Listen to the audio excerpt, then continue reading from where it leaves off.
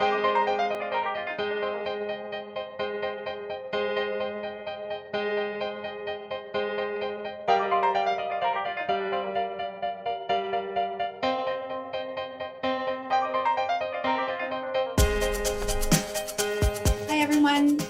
to the International and Defense Policy Speaker Series. I'm Stéfanie von Hlatky, the director of the CIDP at Queen's University.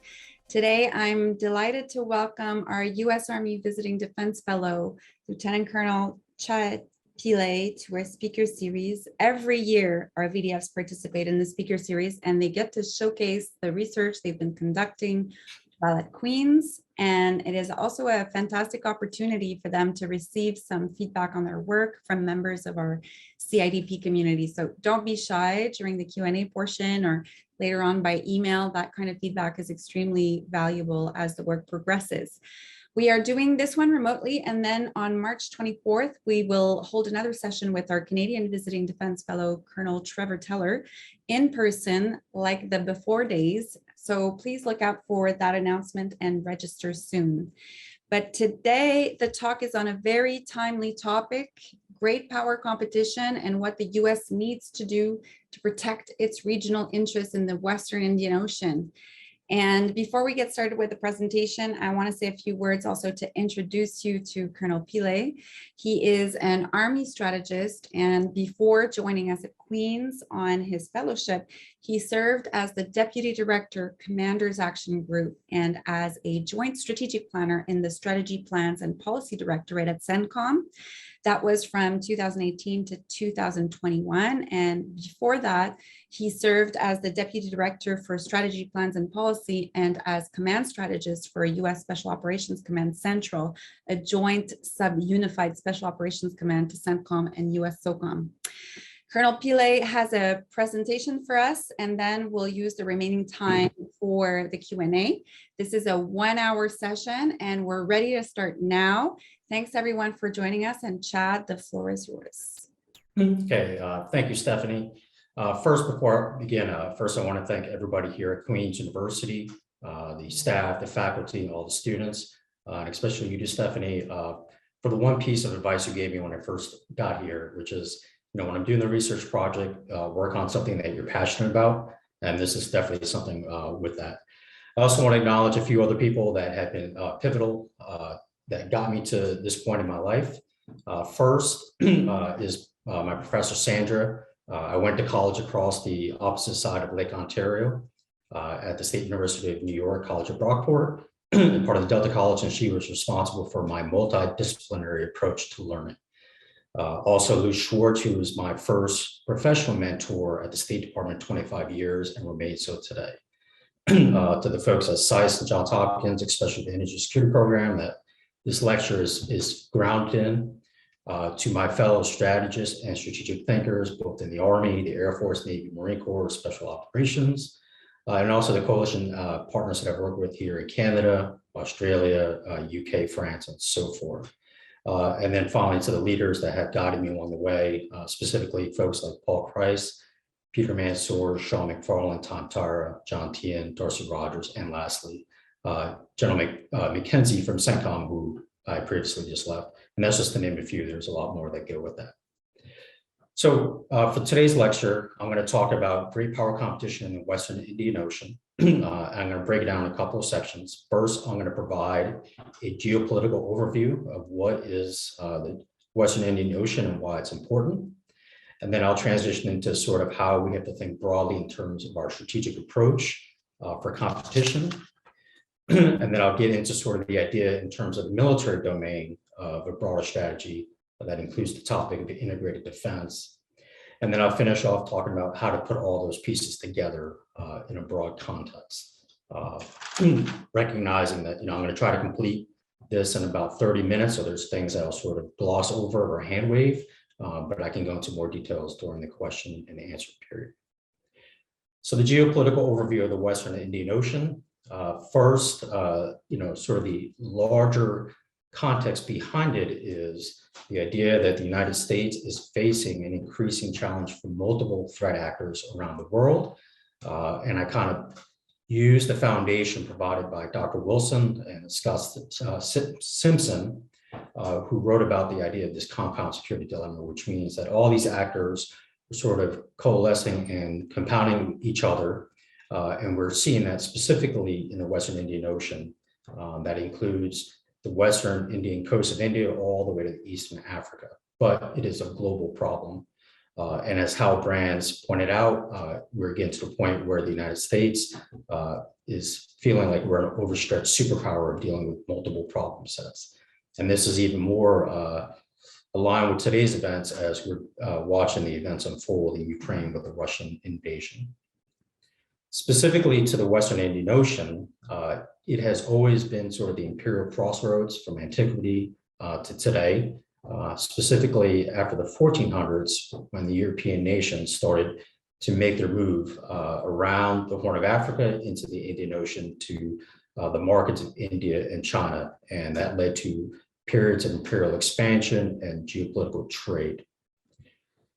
The other elements with the region, as we're also seeing with the current Ukraine and Russia crisis, is the geopolitics of energy. Daniel Yergin described it before as the commanding heights of the global economy of oil and gas. However, today that is also expanded beyond that to include access to raw materials needed for the emerging green and high-tech industries.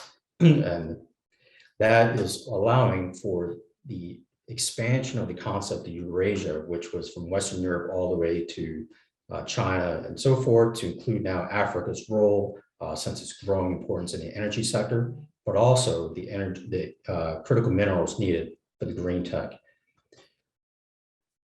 So with that understanding, we analyze, the competition is multifaceted, but the long-term competitor to the United States in the region is represented by China. And China does have a grand strategy.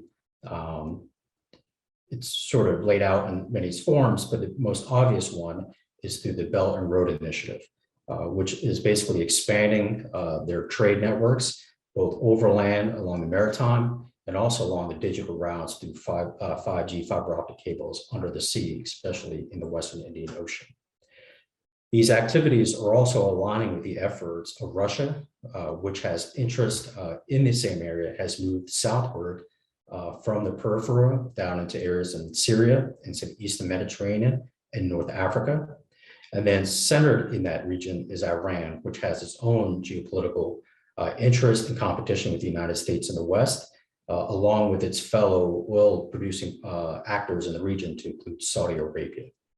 But China's long-term strategy is allowing it to tie into Russia and Iran's own geopolitical strategies to create a form of an unofficial Eurasian alliance, as we're seeing today. The key thing too with that unofficial alliance is sort of the lessons of coercion, especially in the realm of financing and trade. When we look back in history in World War I, for example, the one example is Germany, which was the second largest steel producer in the world at the time. However, the critical raw materials it needed came from Russia and from India, which was a British colony at the time. And the British Empire, along with the French and eventually the United States, created sort of the financial and trade mechanism to basically crush the German industries that contributed to Germany's loss over time by reducing its access to financing and raw materials like manganese. Fast forward to today, we're seeing that with Russia and Ukraine, where the critical asset the Russians are over the Europeans is oil and natural gas. However, the other elements that are coming into play today is the fact that Russia and Ukraine are one of the largest wheat producers in the world, also are one of the largest exporters of key minerals that are needed for the high-tech industry. And this also goes along with China's access in the Western Indian Ocean and Africa, where they have situated themselves to maintain or gain dominance of key raw materials, especially items like cobalt, which again is important for the green and energy tech. And so what's happening now is, unlike in World War I, where the Allies had the means to both stymie financially and raw material the Germans, we're seeing possible economic decoupling now between the West, the US, its allies in Europe and for Asia, and this unofficial access of alliance in Eurasia between Russia, Iran, and China, where they control sort of the access to the oil, natural gas, and these raw materials for the future economy. And so while we are imposing sanctions on Russia, for example, the recent announcement yesterday that the US will no longer buy oil and natural gas from Russia, and the Europeans are also working to do the same, the Russians still maintain an outlet by selling large amounts of oil and natural gas to the Chinese, and also, again, control the exports of critical raw materials such as agricultural products and minerals needed for the other parts of the economy. So that lays out sort of the geopolitical context of the competition going forward. So to think broadly now, I'm going to sort of just highlight the quote from Walter Russell Mead, where he identified that the reality now is that the United States has to develop a coherent Eurasian strategy that integrates the entirety of Eurasia from Europe all the way to the Far East. Again, taking the line from Robert Kaplan with the importance of Africa, it now has to merge into sort of an Afro-Eurasian strategy that accounts for the entire regional dynamics and integration of that. So based on that idea that we have to develop an Afro-Eurasian strategy, and next lay the foundation of sort of a strategy to combat that, based on Elbridge A. Colby's book on the strategy of denial, of how we need to compete against great power competition. And part of that is also aligned with the key element for that is beyond thinking about the specific threat actors like China, Russia, and Iran, but it's also more focused about protecting the global commons, the key things that link the US, Europe, and Asia. Because again, this unofficial access could have a corrosive means against the two critical markets that the United States relies on, just Europe, the European Union, and again, the Far East, especially the markets of Japan and South Korea, which are heavily dependent on the resources of the Western Indian Ocean. So I used the foundation that Colby describes, and I looked at the various strategies that the United States has, and it's described in various documents from our national security strategy, national defense strategies, and national military strategies, which all prioritize China as our main competitor. But again, as the events of Russia and Ukraine have shown, we can't afford anymore to think about one versus the other, and we have to think more broadly. And so recently, the United States, the White House published its own Indo-Pacific strategy that focuses on competition with China in that region. However, the biggest drawback of that strategy and to our entire structure is that the strategy is aligned with the artificial boundaries that the United States creates for itself through a document called the Unified Command Plan, which sets the geographic boundaries and missions for the 6 geographic commands. And so the current Indo-Pacific strategy really only aligns with our US Indo-Pacific strategy. And the boundaries of that basically go from the eastern part of the Indian Ocean and the Bay of Bengal all the way into the Western Pacific. It does not account for the fact that China has moved aggressively into the Western Indian Ocean through its Belt and Road Initiative, nor accounts for the actions of Russia and Iran in that region. So with that, I looked at how could the United States, along with its partners and allies, develop sort of a military approach, recognizing that this is only one element of a larger strategy that includes diplomatic efforts, economic efforts, and so forth, to deter great powers from threatening our core interests in that region. And again, I will highlight that our core interests in that region have dated back specifically to the United States from the 40s and 50s, where we began to jointly produce oil, natural gas with the Saudis, especially during World War II. In 1953, we had a specific plan for that. But then there was a period of time where the United States, focused on Europe and Asia, relied on the British Empire at the time to handle the Western Indian Ocean. But after 1967, when the British Empire could no longer afford to maintain a military presence and ensure the global commons, there was a 10-year gap there where various events occurred, culminating in 1979, three cataclysmic events that occurred. The first being the Iranian Revolution, which overthrew the Shah. The second one was the siege of Mecca by the forefathers of Al Qaeda and ISIS today. And then the third one was the Soviet invasion of Afghanistan. All three, and especially the Soviet invasion of Afghanistan, led to President Carter announcing the Carter Doctrine, which specified that the United States would use all means, to include military means, to protect the oil resources of the region that ran the global economy, again, specifically to our core partners in the European Union and Far Asia. So with that, looked at sort of the current doctrines that the United States is developing, and the key one that the Secretary of Defense currently put out is this idea of integrated deterrence. And that is specifically highlighted in our Indo-Pacific strategy that the White House put out, and the Secretary of Defense states that integrated deterrence is basically using all means, military and non-military means, across the spectrum of operations.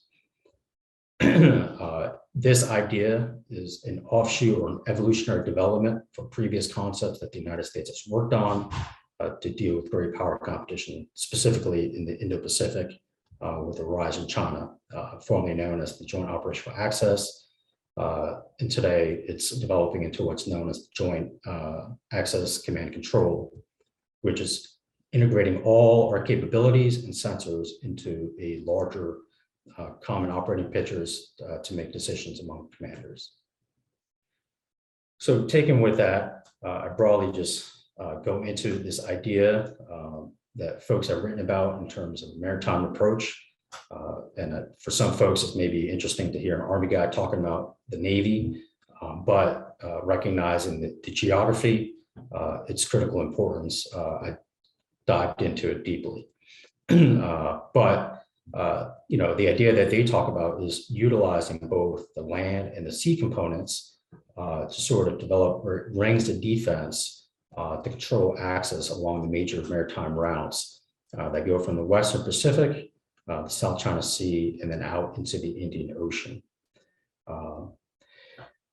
With that, though, recognizing there are challenges with that based on the current Navy's force structure and operational tempo, that cannot be the only solution.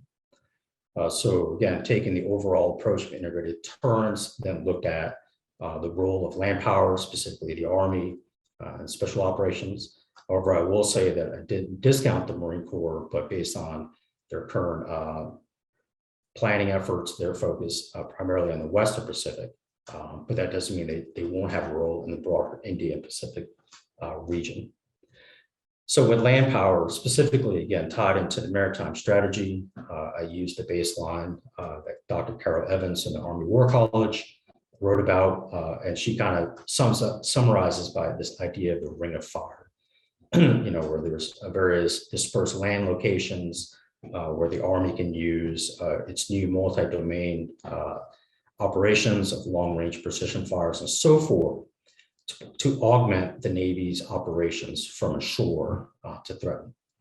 Then I specifically looked at the Army's current white papers, the one specifically by the U.S. Army Pacific, and recognized that it's a good foundational start point, but again, based on the geographic artificial boundaries it created itself, that the Army's Pacific strategy ends at the edge of the Eastern Indian Ocean, and there's no linkages to the Western Indian Ocean. So part of it, I talk about planning between the various levels of headquarters, the geographic command commands, and their various service component commands, such as the Navy, the Army, special operations, to integrate those pieces across the entirety of the Indo-Pacific region. I also account for the important roles of allies and partners. So a lot of people know the idea of the Quad, which is India, Australia, South US, Japan. But that, again, that's more specific to the Eastern Indian Ocean region. And that the requirement that the US has to sort of also look towards its EU and NATO partners who have also developed Indo-Pacific strategies.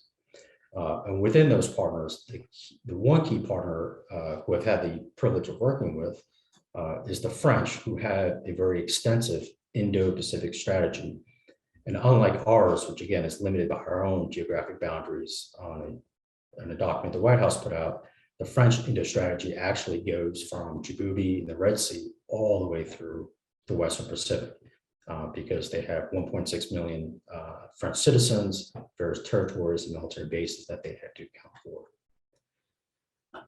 So, and then I dive a little bit into the idea of special operations and guerrilla warfare. Part of that was from my own experience working at the Special Operations Headquarters. But again, I build on the work of other great strategists and planners like Katie Crombie, who came up with a document about the integrated deterrence piece of SOF, and others again, like Dr. Wilson at JSOW, in terms of the compound security. And underlying the premise of that is that SOF allows, integrated with the other pieces of land power, such as the security forces assistance brigades, allows the United States to work with other partners besides conventional military forces, develops other guerrilla warfare capabilities to provide the means for resistance, as we're seeing in Ukraine today. And with that allows the United States, as part of the competition and denial strategy, to create multiple dilemmas for our competitors, where they have to focus more inwardly than they do outwardly along the global commons.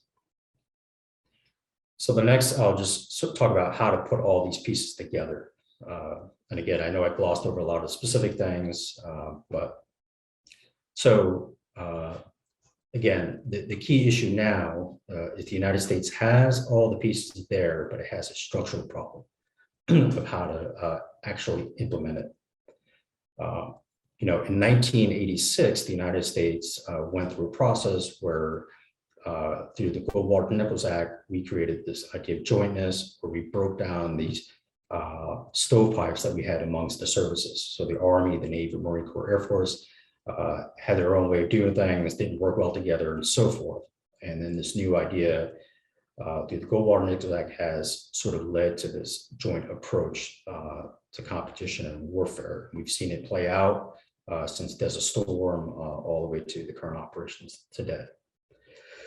So that fixed one problem, but it created another problem, which again is defined by this fact that we have these artificial boundaries between the geographic commands. And I know probably my former boss, Jim McKenzie, probably hit me over the head for saying this publicly, but now we're getting to the point that we need to resolve this issue between the tensions and prioritizations among the geographic commanders and sort of create a more centralized approach. And to go from a mechanism where we do have a national defense strategy, national military strategy, but we don't have a means to compel integration among the geographic commands. There's ways to do it, some are more formalized, such as the president adjusting the Unified Command Plan all the way from Congress, changing the language of the law, Goldwater-Nichols Act. But probably the simplest way right now is sort of the development of a global campaign order by the Joint Staff. However, because again, the way it's structured, it has to be signed off by the Secretary of Defense to actually compel action among the commanders. But this is also partly driven by the experience that we've had of trying to put all these things together. So back around 2000, I want to say 17, 18 timeframe, Congress changed some of the language and made the chairman of the Joint Chiefs of Staff the global integrator to support the SecDef. However, again, he does not have the power to compel action by the global commands. But he has driven sort of this process of developing global integrated exercises, global integrated framework plans, where the command commanders and other functional command commanders, such as special operations, cyber, and space, have come together to sort of analyze and plan for how we're going to do sort of this global operation. So that builds on that foundation. And then taking with that, we overlay sort of the emerging concept of integrated deterrence, build it into our plans, our exercises, and eventually an integrated war plan. But then it comes down to also actually exercising these capabilities among the U.S. Joint Force, but also with allies and partners. And doing so will build sort of this overarching idea of deterrence. And as you know, we've seen some of the lessons of Russia-Ukraine. The underlying principle of deterrence, though, is that you have to be able to actually demonstrate you have the capability to do what you're saying you're going to do. And with this, you know, we have the pieces there, we have the concepts put together, we have some of the general frameworks to do global integration exercises, planning and frameworks to put all these pieces together. So with that, you know, I'll just conclude quickly to say, you know, the process is there to allow for global competition, especially in the Western Indian Ocean. As we think more broadly about Afro-Eurasian strategy, this links our interest, both for the United States, our allies in Europe and Asia, from the Eastern Mediterranean all the way through to the Pacific. And what it will cause now, again, based on recent events, is that the United States may need to put a pause on its development or release of its new national security strategy, national defense strategy, and national military strategy, and also start implementing things that are working well in this concept for integrated deterrence, just seen in the Indo-Pacific, where the Army's Project Convergence has demonstrated its capabilities to augment the Navy's campaign by demonstrating its ability to engage targets from shore. And there's no better example recently than what just happened in the Ukraine crisis, where reports are coming out that land-based Ukrainian rockets just sank a Russian ship in the Black Sea. So again, that just shows the power of putting all those pieces together. But again, it comes down to just putting all the pieces that we have together already there, integrating it, formalizing it, centralizing it. Because the underlying principle with that too is that we just don't have the money, both the United States and our allies overall, to sort of just focus on one, try to build our military capabilities to deter one against the other. But we can become more efficient by utilizing what we already have, the concepts we already have, and then dividing based on capabilities and workloads among ourselves, our allies and partners, to secure ourselves and secure the global commons, especially in the Western Indian Ocean, which is vital to the economies of the US, Europe, and East Asia. So with that, I'll conclude and I'll open it to Q&A.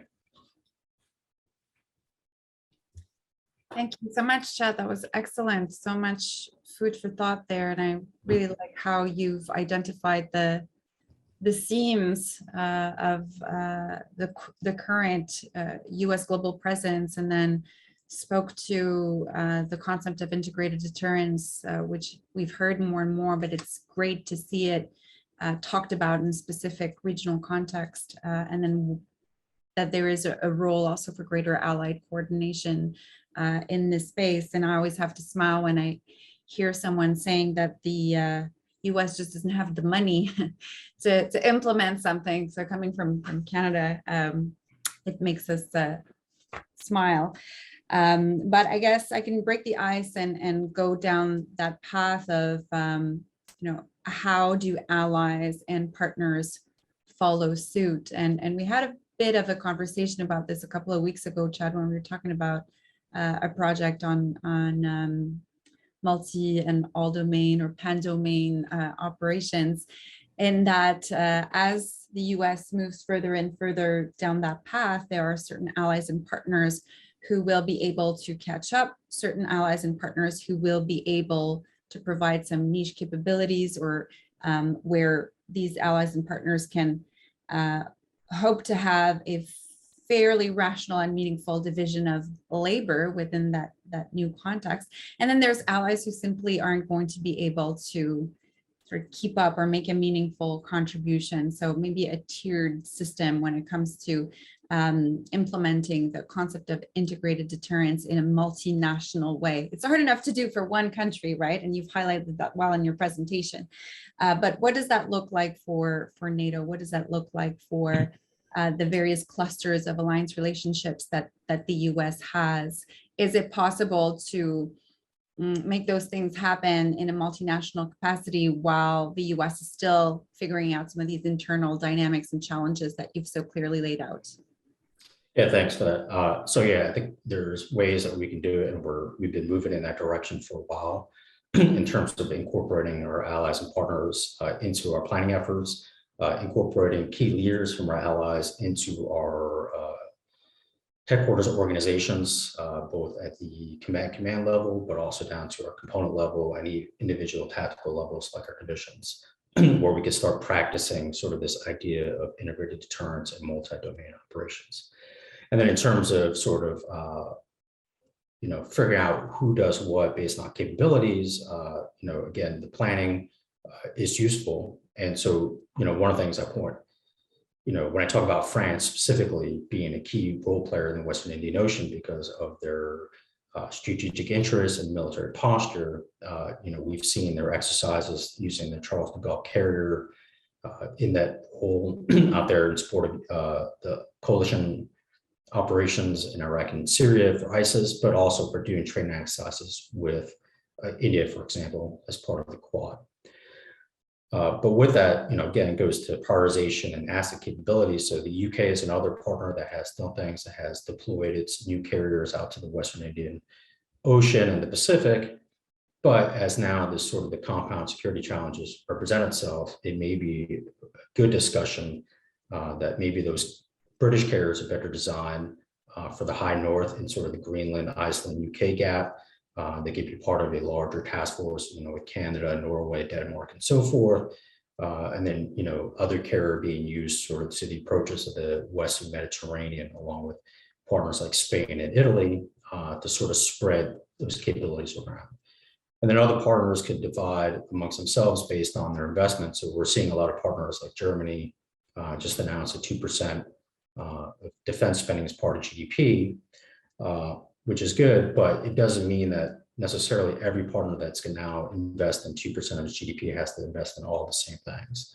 And again, it probably more beneficial if they sort of lay out framework of what each partner should focus more on. So, for example, Poland just announced that they're doing a large buy of American tanks to build a more capable land force.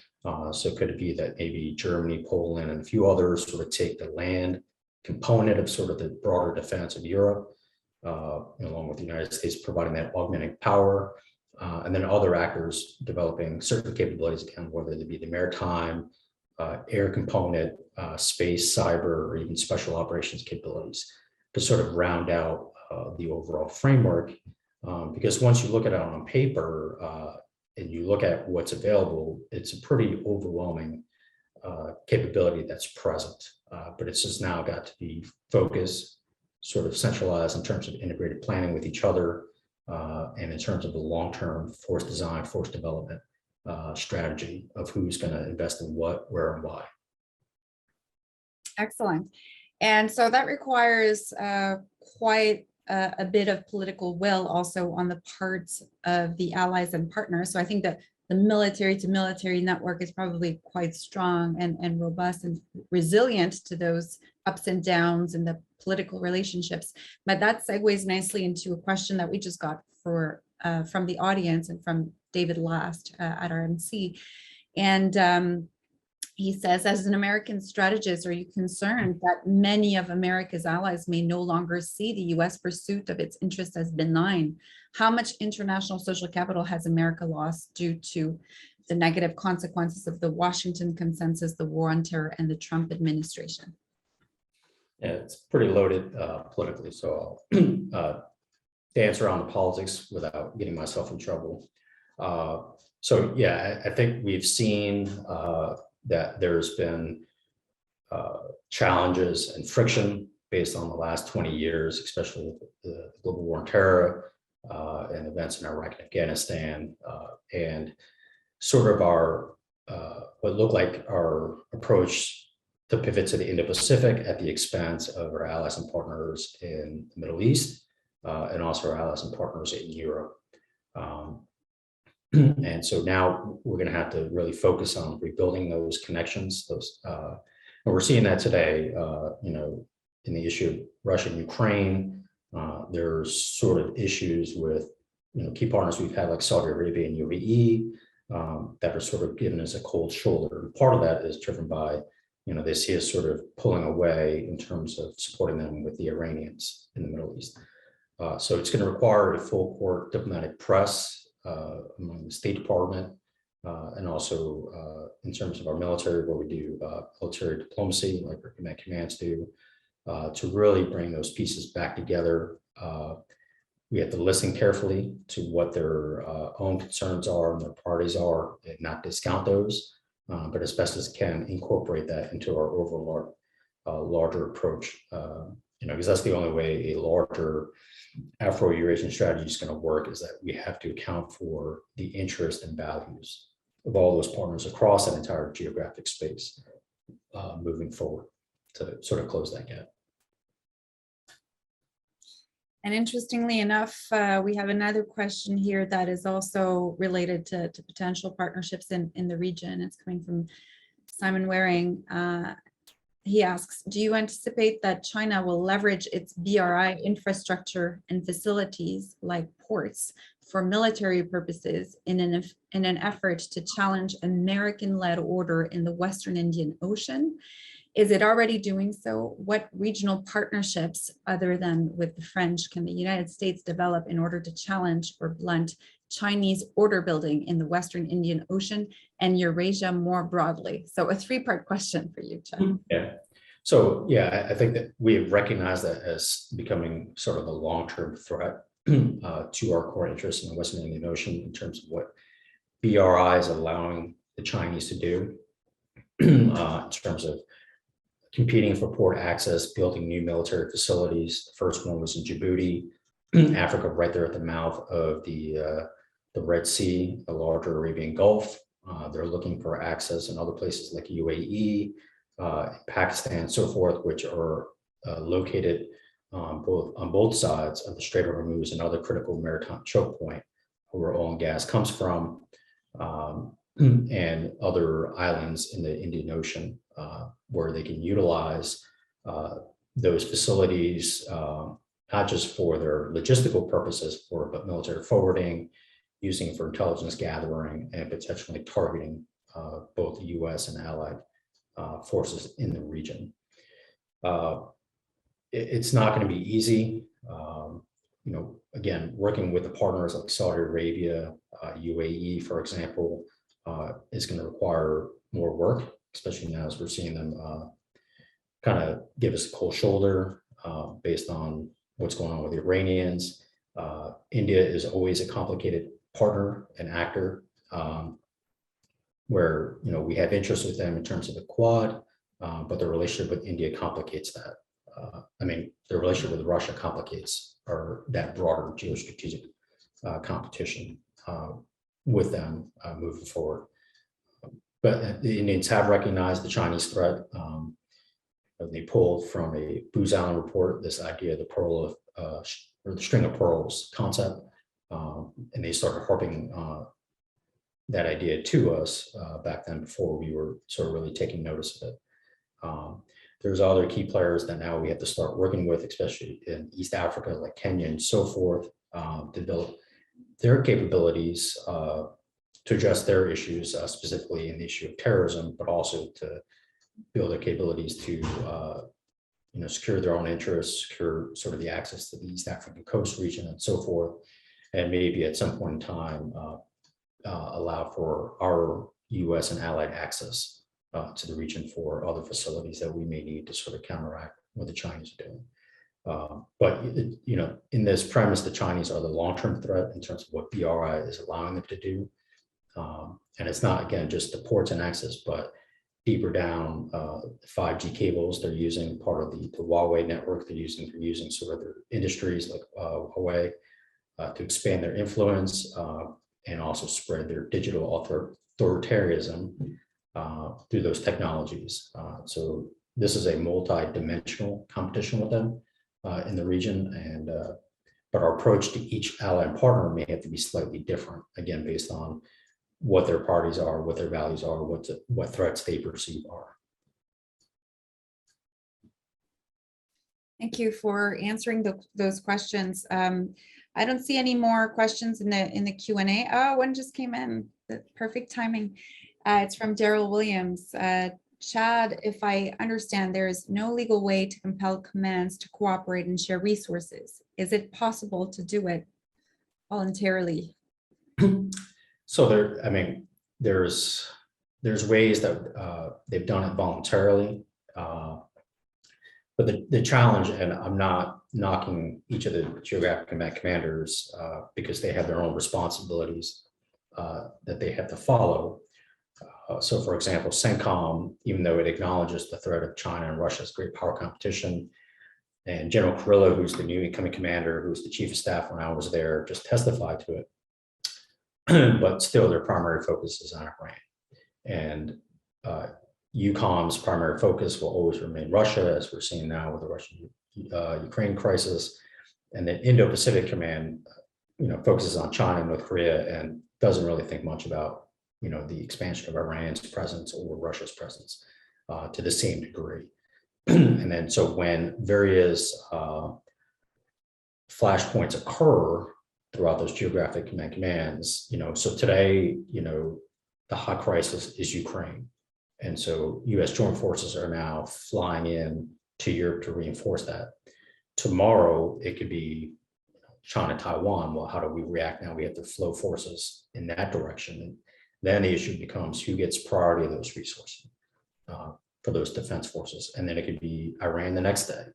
And then each geographic commander, rightfully so, will consider the requirements that they need to do to address the problems in their AOR.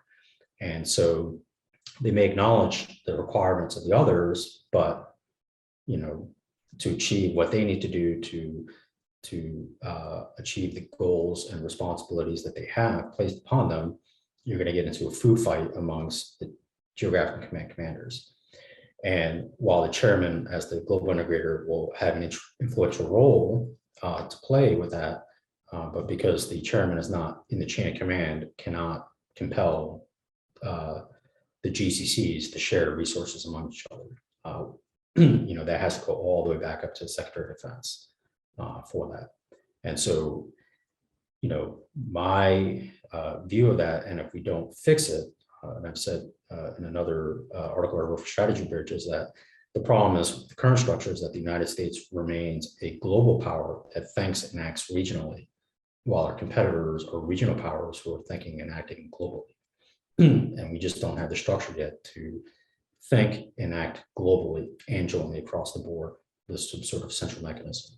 And, the short answer right now to fix it in the immediate term, again, is a campaign order that is signed by the Secretary of Defense that compels integration among the GCCs.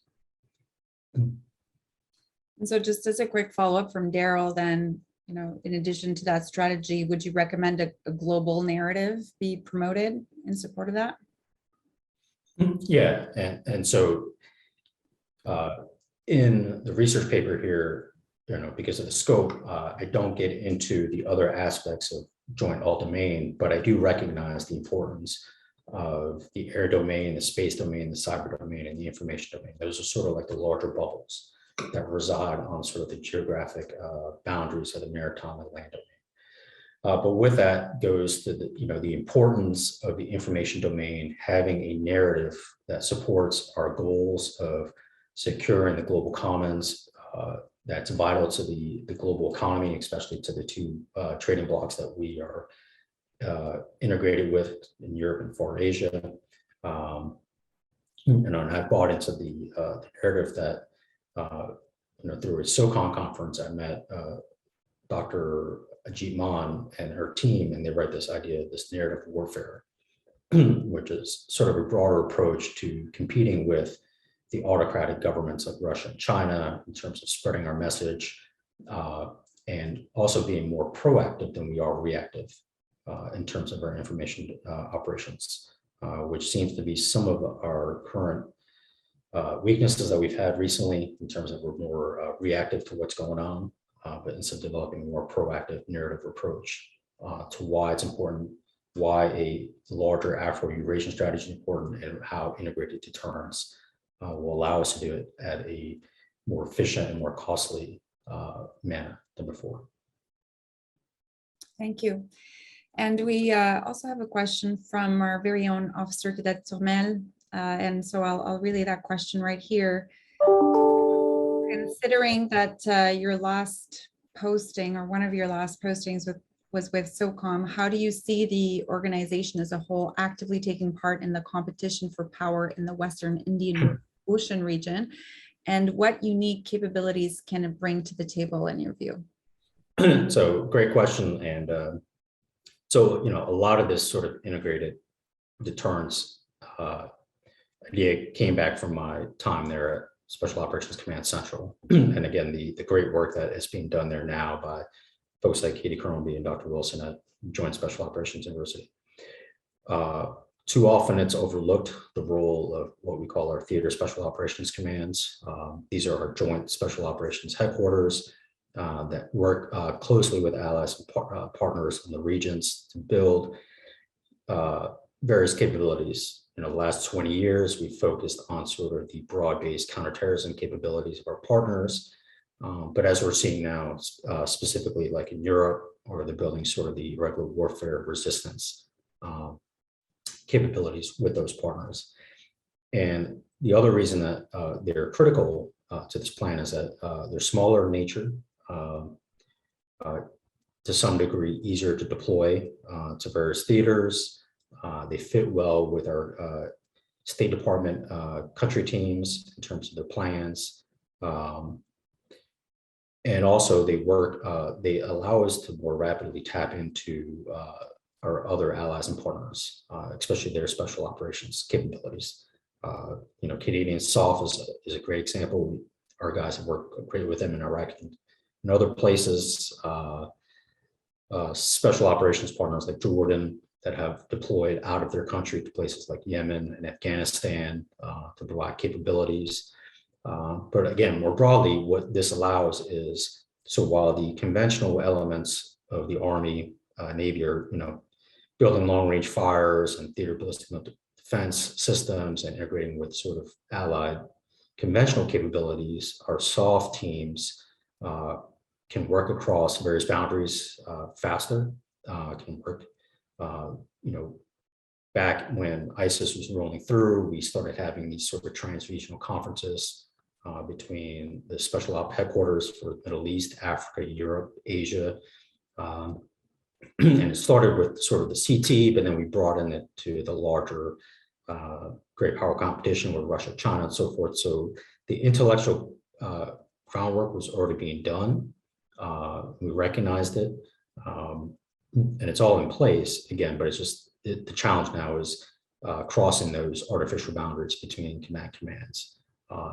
If we can break through that, you will see that what SOF brings to the fight will enhance our already established deterrence capability and rapidly build partners for resistance, create multiple dilemmas if needed, but more importantly, just have a persistent eyes and ears on the ground to tell us what's going on, especially in areas that we generally don't tend to focus on, where you can place a smaller SOF element there that kind of is able to hide more in the shadows, but give you that eyes and ears of what's going on and anticipate future problems. Thank you. We have another question from Simon Waring, and he's asking you, despite the fact that you're Army, what does Chinese carrier development represent in your view? And does Chinese carrier acquisition and the base in Djibouti mean we will see a militarily more aggressive China in the Western Indian Ocean? So I think it's something, again, we have to anticipate. One rule of thumb that I've always followed is, understand what may be improbable doesn't make it impossible. And so while the Chinese have not built up their naval power yet to the point where they can establish themselves with carriers out in Djibouti and so forth, they have actually dredged the ports in Djibouti so that it could potentially carry a carrier. And once they've established what they feel is a position of strength in the South China Sea, and now they can sort of break out from their Straits of Malacca dilemma, it's not inconceivable to see that now they're going to start steaming various naval task forces with carriers to provide force projection into the Western Indian Ocean. And then again, as you know, the article that I picked up from proceedings on the maritime strategy and others, you know, we cannot dismiss the idea that even the smaller Chinese naval presence now in Djibouti and other possible locations, depending on what the Chinese feel is more important in terms of their securing their interests and threats, depending on the contingency, they may not use that to sort of block key maritime choke points like the Bambo Mendez in conjunction with the Iranians, the Strait of Hormuz, you know, even with the Russians in terms of access to the Suez Canal to sort of disrupt our force flow of operations. You know, again, if we have to shift forces from Europe to Asia, that's the primary routes that we have to take. So it can't be dismissed at some point in time that they may not use those capabilities to disrupt our means to conduct operations. You sure you don't want to stick around for a PhD, Chad? Well, I know my previous VDF, he came back for his PhD here. Well, there's just so much there, and you're covering a lot in this paper. My next question is related, and we'll cap things off with that. But because I know as part of our audience, we have students going to grad school or students who are in grad school and are thinking about a thesis or a dissertation. Do you have any research ideas that are tied to your paper, but you just couldn't tackle it in the space that you were given? I know that every time I'm done with a research project, I'm left with a set of brand new questions.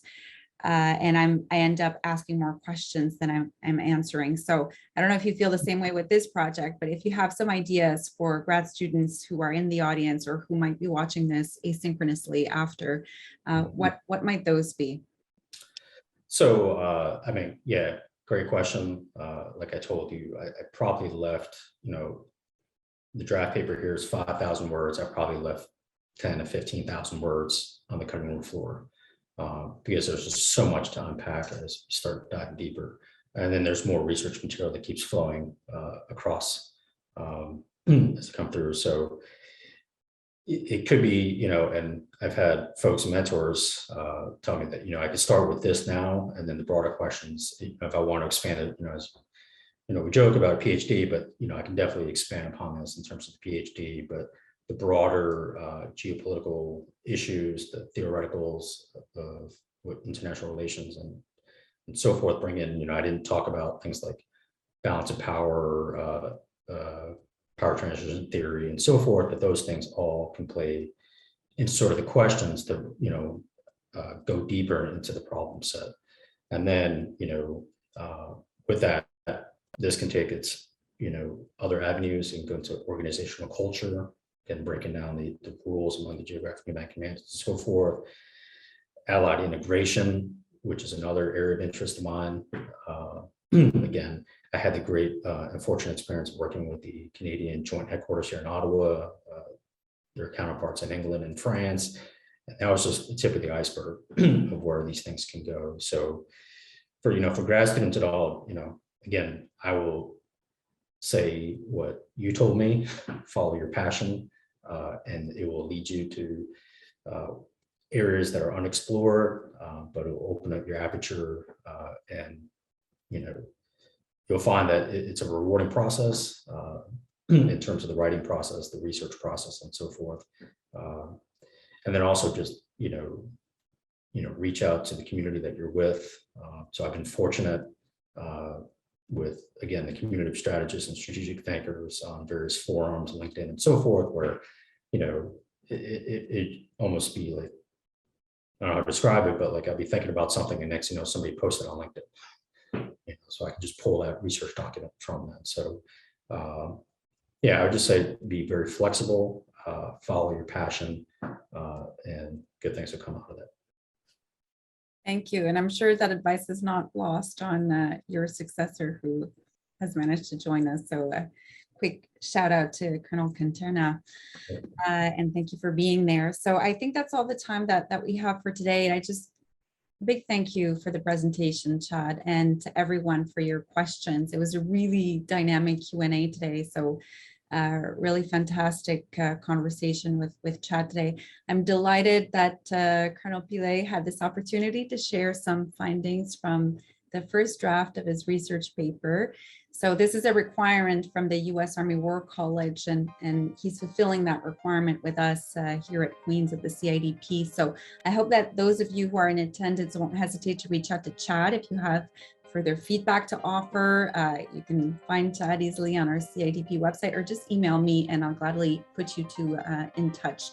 So thanks everyone for taking the time to join us. Thank you, Chad, for the presentation, and we'll see you next time. Thank you. Have a good day. Thank you.